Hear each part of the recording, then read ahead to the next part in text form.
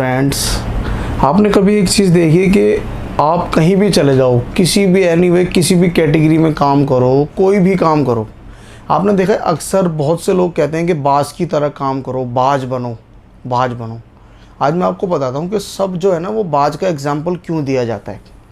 बाज में ऐसा क्या है जो और किसी भी पक्षी में नहीं है, जो सिर्फ बाज के अंदर है। बाज के अंदर इतने सारे गुण हैं कि हमने अगर उनको अपने जीवन में अपना लिया ना, तो हमें कामयाब होने से कोई भी नहीं रोक सकता।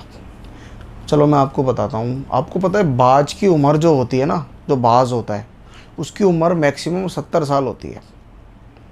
70 साल की उम्र में जाके बाज मरता है, वरना बाज 70 साल तक मैक्सिमम जीता ही जीता है।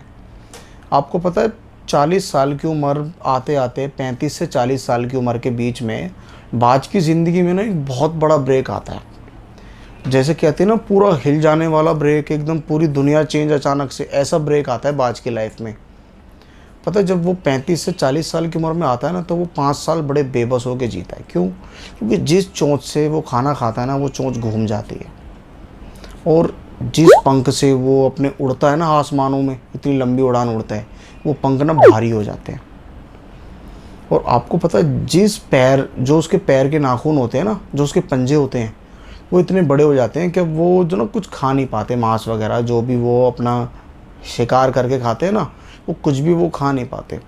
बाज के पास ना सिर्फ 2 रास्ते होते हैं, या तो वो सब कुछ करे, अपना बैकअप फिर से बनाए, अपने सारे पंखों का निर्माण करे, अपने आप को दोबारा से स्टैंड करे, या फिर एक रास्ता होता है कि वो चुपचाप बैठा रहे, कुछ भी ना करे। लेकिन आपको पता है बाज क्या करता है? 40 साल की उम्र में आने के बाद बाज ये फैसला लेता है कि मैं नहीं जी सकता गिद्ध की तरह, मुझे ऐसी लाइफ नहीं चाहिए।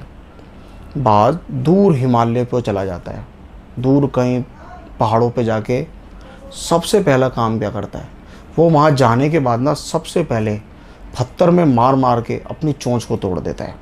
बहुत खूनम खान हो जाता है, पूरे खून ही खून से लथपथ हो जाता है। 40 दिन का टाइम लगता है, इंतज़ार करता है। 40 दिन में उसकी नई चोंच उग जाती है, ठीक है। फिर वो चोंच उगने के बाद अपने पंखों को ऐसे मार मार के सारे पंख तोड़ देता है। फिर 40 दिन का सफ़र करता है, नए पंख उग जाते हैं। पंख उगने के बाद वो जो अपने नाखून होते हैं ना, पैरों के जो पंजे होते हैं, उनके नाखूनों को तोड़ देता है। फिर 40 दिन का टाइम लगता है। फिर क्या होता है, नाखून दोबारा से उग जाते हैं। और अपने इस कुल मिला के मैक्सिमम जोड़ लो आप, करीबन 120 दिन का संघर्ष करके अपनी लाइफ में फिर वो दोबारा से इस लायक बन जाता है कि वो शिकार भी कर सकता है, खा भी सकता है, वो किसी पे डिपेंड नहीं रह सकता। फिर से वो दोबारा से वो अपनी उड़ान उड़ता है। आपको पता है इससे हमें क्या सीख लेनी चाहिए? आप खुद सोचो, एक पक्षी तक अपने आप को कभी किसी पे डिपेंड नहीं छोड़ता, लेकिन हम लोग क्या करते हैं, इंसान मोस्टली वो क्या करते हैं, वो अपने आप को ना डिपेंड छोड़ देते हैं किसी पे।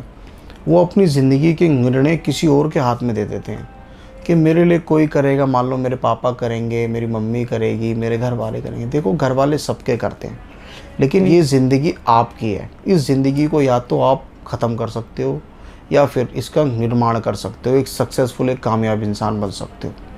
आपके पास भी ना लाइफ में 2 रास्ते होते हैं।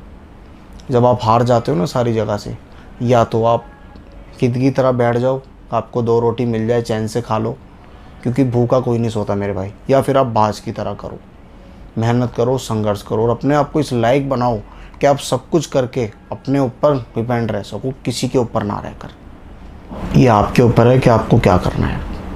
पता है आपको, जीवन में अगर आपने अपना जीवन किसी और के भरोसे छोड़ दिया, तो आपका जीवन 99% ख़राब है। देखो, उम्र ना बहुत छोटी सी है, उम्र का कुछ नहीं पता लाइफ में कब क्या हो जाए। अगर आपको अपनी ज़िंदगी में सक्सेसफुल और एक कामयाब इंसान बनना है ना, तो आपको बाज की तरह उड़ना पड़ेगा। आज बाज इस लायक है, तभी हम सब उसकी बातें करते हैं। अच्छी अच्छी जगहों पर उसके बारे में बताया जाता है कि बाज ऐसे करता है। मैं आज कोई पहली बार नहीं बता रहा, बहुत बार बता चुके हैं सब। और इवन हर टाइम ये चीज़ रहेगी। क्यों? क्योंकि बाज इस लायक है। अगर आपको ज़िंदगी में बनना ही है ना, तो बाज बनो, किसी पे डिपेंड मत रहो।